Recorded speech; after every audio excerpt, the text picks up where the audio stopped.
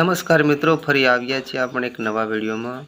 આજે વાત કરવાના છે લેપટોપ સહાય યોજના 2025 વિદ્યાર્થીઓને ડિજિટલ શિક્ષણમાં સહાયરૂપ સરકારની નવી યોજના સીધા 25,000 બેંક ખાતામાં મળશે।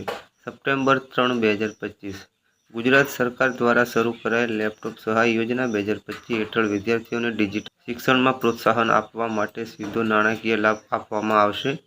આ યોજના અંતર્ગત લાયક વિદ્યાર્થીઓને 25,000ની આર્થિક સહાય આપવામાં આવશે, જે સીધી જ બેંક ખાતામાં જમા થશે। આ મદદથી વિદ્યાર્થીઓ ઓનલાઈન અભ્યાસ, સ્પર્ધા પરીક્ષા તૈયારી અને ટેકનોલોજી આધારિત શિક્ષણ સરળતાથી મેળવી શકે। સરકારનો આ પ્રયાસ વિદ્યાર્થીઓને ડિજિટલ યુગમાં આગળ વધારવાનો છે।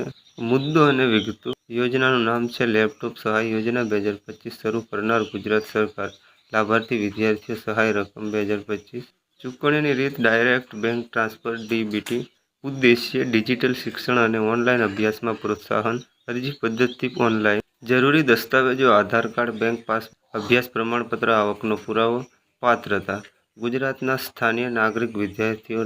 લાભ ટેકનોલોજી આધારિત અભ્યાસ, સ્પર્ધાત્મક પરીક્ષા તૈયારી। ઉદ્દેશ્ય: આ યોજનાનો મુખ્ય ઉદ્દેશ્ય વિદ્યાર્થીઓને ડિજિટલ શિક્ષણમાં સહાય કરવો છે। આજના સમયમાં શિક્ષણ માટે લેપટોપ અને ઇન્ટરનેટ જરૂરી છે, પરંતુ આર્થિક મુશ્કેલીના કારણે ઘણા વિદ્યાર્થીઓ તે મેળવી શકતા નથી। સરકાર આર્થિક રીતે નબળા વર્ગના વિદ્યાર્થીઓને 2025ની સહાય પૂરી પાડીને તેમને ઓનલાઈન અભ્યાસ, પ્રોજેક્ટ કામ અને સ્પર્ધાત્મક પરીક્ષાઓ માટે તૈયાર અથવા મદદરૂપ થવા માંગે છે। કોણ અરજી કરી શકે?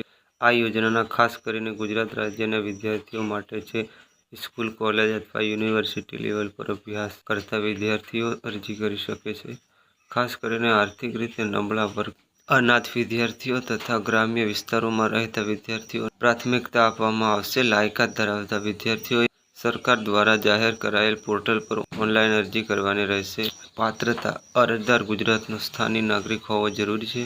વિદ્યાર્થીઓ કોઈપણ માન્ય પ્રાપ્ત શાળા, કોલેજ અથવા યુનિવર્સિટીમાં અભ્યાસ કરતો હોવો જોઈએ। અરજદારના પરિવારની વાર્ષિક આવક સરકાર દ્વારા નક્કી કરેલી મર્યાદા કરતાં ઓછી હોવી જોઈએ। લાભાર્થીએ અગાઉ આ જ પ્રકારની કોઈ સરકારી સહાય મેળવી ન હોવી જોઈએ। ફક્ત શૈક્ષણિક રીતે પ્રગતિશીલ અને નિયમિત અભ્યાસ કરતા વિદ્યાર્થીઓને જ આ યોજનાનો લાભ મળશે। હવે વાત કરીએ દસ્તાવેજોની, તો દસ્તાવેજો આધાર કાર્ડ, રહેઠાણનો પુરાવો, બેંક પાસબુકની નકલ, અભ્યાસ પ્રમાણપત્ર, બોનાફાઇડ સર્ટિફિકેટ, માર્કશીટ, છેલ્લા વર્ષ, સેમેસ્ટર, આવક પ્રમાણપત્ર, પાસપોર્ટ સાઇઝ ફોટો, આ બધા દસ્તાવેજો સ્કેન કરી ઓનલાઈન અરજી સાથે અપલોડ કરવાના રહેશે।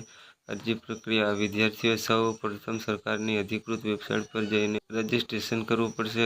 અરજી ફોર્મ, જરૂરી વિગતો ભરી સ્કેન કરેલા દસ્તાવેજો અપલોડ કરવા અને ફોર્મ સબમિટ કરવું પડશે।